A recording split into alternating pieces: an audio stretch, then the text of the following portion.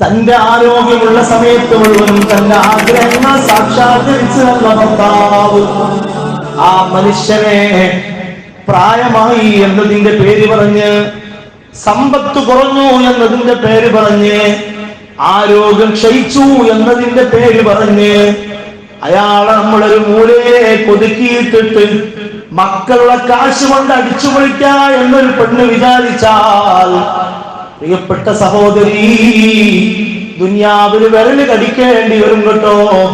ആഖിറത്തിൽ റബ്ബിന്റേത് വേറെയും കിട്ടും.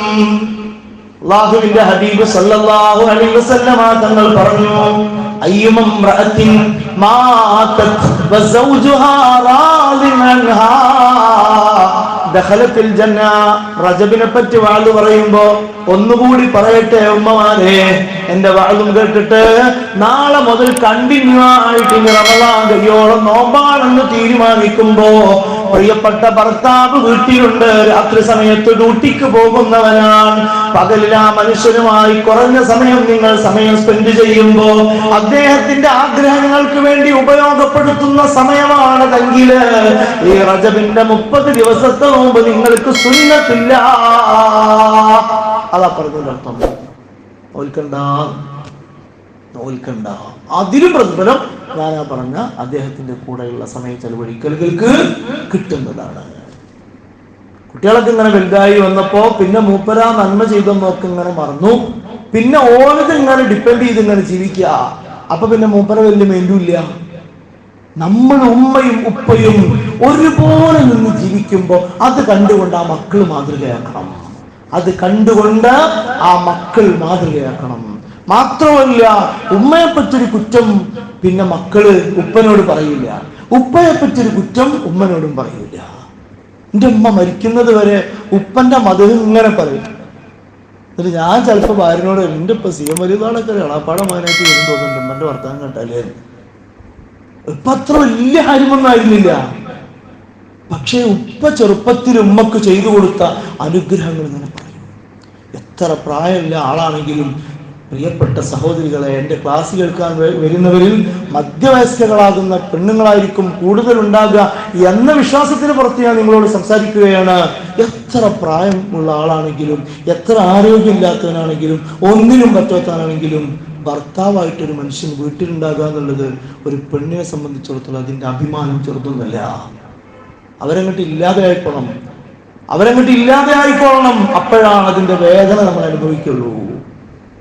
എന്തും നമുക്ക് ധൈര്യത്തിൽ പറയാൻ പറ്റുന്ന ഒരാൾ ഭർത്താവാണ്. മക്കളോട് പറയുമ്പോ, കല്യാണം കഴിക്കാത്ത കുട്ടികളൊക്കെ ആണെങ്കിൽ വേഗമൊക്കെ സാധനങ്ങൾ കിട്ടും. പക്ഷെ കല്യാണം കഴിച്ച ശേഷം പറയുമ്പോ ഒരു പക്ഷേ വരുന്ന മരുമകളുടെ അവസ്ഥക്കനുസരിച്ചിരിക്കും കാര്യങ്ങളൊക്കെ. ഇപ്പോഴത്തെ കാലത്തെ മക്കളും കൂടി ആയതുകൊണ്ട് നമുക്ക് ചോദിക്കാൻ മടിയായിരിക്കും.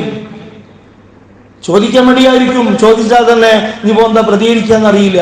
നമ്മൾ കൊണ്ടുവന്നാൽ തന്നെ ഓളുടെ മുഖം എങ്ങനെയുണ്ട് അതൊക്കെ നമ്മൾ നോക്കേണ്ടി വരും. ഒന്നും ആവശ്യം ഉണ്ടാവില്ല. എൻ്റെ കുട്ടികളെപ്പാ എന്ന് പറഞ്ഞിട്ട് ഒരാൾ വീട്ടിലുണ്ടാകുമ്പോൾ അതിലും വലിയ അഭിമാനം വേറൊന്നുമില്ല. അല്ലാഹു തആല നിങ്ങളുടെ ഭർത്താക്കന്മാർക്ക് ബർക്കത്തുള്ള ആയുസ്സ് പ്രദാനം ചെയ്യട്ടെ. അവരുടെ സ്വഭാവങ്ങളിൽ എന്തെങ്കിലും ദൂഷ്യങ്ങളുണ്ടെങ്കിൽ അത് അല്ലാഹു തആല മാറ്റി കൊടുക്കട്ടെ. അവർക്ക് ഏറ്റവും ഇഷ്ടപ്പെട്ട ഇണകളായി നിങ്ങളെയും, നിങ്ങൾക്ക് ഏറ്റവും ഇഷ്ടപ്പെട്ട ഇണകളായി അവരെയും അല്ലാഹു മാറ്റി തരട്ടെ എന്ന് ദുആ ചെയ്യുന്നു, ആശംസിക്കുന്നു. അല്ലാഹു നമ്മളൊക്കെയും മുത്തഖീങ്ങളിൽ ഉൾപ്പെടുത്തി തരട്ടെ. പ്രിയപ്പെട്ട സഹോദരിമാരെ, ഞാൻ പറഞ്ഞു വരുന്നത് നേരത്തെ പറഞ്ഞ ആ കട്ടിൽ കണ്ടപ്പോൾ വിഷമം കൊണ്ട് പറഞ്ഞതാണ്. 2 കട്ടിൽ, 55 വയസ്സും 45 വയസ്സൊക്കെ ഉള്ള ആൾക്കാർ 2 കട്ടിൽ. എന്താ പ്രശ്നം എന്ന് വെച്ചപ്പോൾ അതിന് കാരണം പറഞ്ഞത് പേരക്കുട്ടികളെ കയ്യിൽ ഓർക്ക് എന്താ തോന്നുക. അതിന് ഞാൻ മറുപടി പറഞ്ഞു കൊടുത്തു. ഓർക്കൊന്നും തോന്നാനില്ല, ഇങ്ങനെ ഒപ്പം കിടന്നുകൊണ്ടിരുന്ന് ഇങ്ങനെ ഉണ്ടായിരുന്നുള്ളവർക്ക് വ്യക്തമായിട്ട് അറിയുമെന്ന്. അപ്പം അതിന് മുമ്പ് കുറേ ചിരിച്ചും ചെയ്തു. ഇനിയിപ്പോൾ എന്തായാലും എനിക്ക് അറിഞ്ഞൂടാ, വിളിച്ചു ചോദിക്കാൻ പറ്റില്ല, മോശമല്ലേ. അപ്പോൾ അതൊക്കെ നമ്മളൊരു ബോധത്തിൽ നിന്നുണ്ടാവണം. നിങ്ങൾ കണ്ടിട്ടില്ലേ, ഇംഗ്ലീഷുകാരായ ആൾക്കാരൊക്കെ കണ്ടിട്ടില്ലേ, പല ഭാഗത്തും നമ്മളിങ്ങനെ ബസ്സിലും ഒറ്റയ്ക്ക് യാത്ര ചെയ്യുമ്പോൾ, പ്രത്യേകിച്ച് ഈ ടൂറിസ്റ്റ് ഡെസ്റ്റിനേഷനുകളിൽ അവരിങ്ങനെ ടൂറിസ്റ്റ് കേന്ദ്രങ്ങളിൽ അവരിങ്ങനെ നടക്കുന്നത് കാണാം. വയസ്സായിട്ടുണ്ടാവും. പുതിയാപ്പിളി മുതലോടെ ഇങ്ങനെ കൈ ഇങ്ങനെ പിടിച്ച് നടക്കുന്നത് കാണാം. രണ്ടാളും കൂടി നമുക്ക് വേണ്ടി ജീവിക്കണമെന്ന് ഓർക്ക് എന്താ തോന്നുക, ഓർക്ക് എന്തെങ്കിലും തോന്നിക്കോട്ടെ. നമ്മുടെ ജീവിതം ഇനിയൊരു ദുന്യാവ് കിട്ടുമോ? ഇല്ല. ദുന്യാവിലെ ജീവിതം ഇതോടുകൂടെ അവസാനിച്ചല്ലോ. ഇനി നമ്മൾ ഖബറിൽ പോയിട്ട് പിന്നൊന്നും അവിടെ നിന്ന് കുറച്ച് പാഠം പഠിച്ച് പിന്നെ ഇവിടെ വന്ന് വീണ്ടും ജീവിക്കുക, അങ്ങനെയൊക്കെയാണെങ്കിൽ നമുക്ക് ആലോചിക്കാമായിരുന്നു. പക്ഷെ അങ്ങനത്തെ ഒരു സാഹചര്യം നമുക്കില്ല. അപ്പൊ അതുകൊണ്ട് ഉള്ള സമയം സന്തോഷത്തോടുകൂടെ ജീവിക്കണം. നമ്മുടെ ഭർത്താവിനെ ഒരു രാജാവിനെ പോലെ കണ്ടിട്ട് ആ രാജാവിന്റെ ഒരു രാജ്ഞിയായിട്ട് നമ്മൾ ജീവിക്കാൻ സന്നദ്ധയാകണം. എന്റെ ഭർത്താവിനൊരു ഫഖീറായി കണ്ട്, ഒരു മിസ്കീനായി കണ്ട്, ഒന്നിനും പറ്റാത്തവനായി കണ്ട് അവന്റെ ഒരു അടിമയായിട്ട് നമ്മളെ സങ്കല്പിക്കാൻ പാടില്ല. ഇസ്സത്തോടെ ജീവിക്കണം. അപ്പൊ റജബിനെ പറ്റി പറഞ്ഞപ്പോ ഞാൻ ഇതിലേക്ക് പോയത് എന്താ വെച്ചാൽ, ഈ 30 ദിവസം നോമ്പ് നോറ്റിട്ട് ഇനി വീട്ടിലങ്ങനെ ഇരുന്ന് തന്റെ പ്രിയതമന്റെ ആഗ്രഹങ്ങൾക്ക് വിനിയോഗിക്കാൻ പറ്റിയിട്ടില്ല എങ്കിൽ ആ നോമ്പുകൊണ്ട് ഒരു കാര്യം ഉണ്ടാവില്ല. അത് പറയാൻ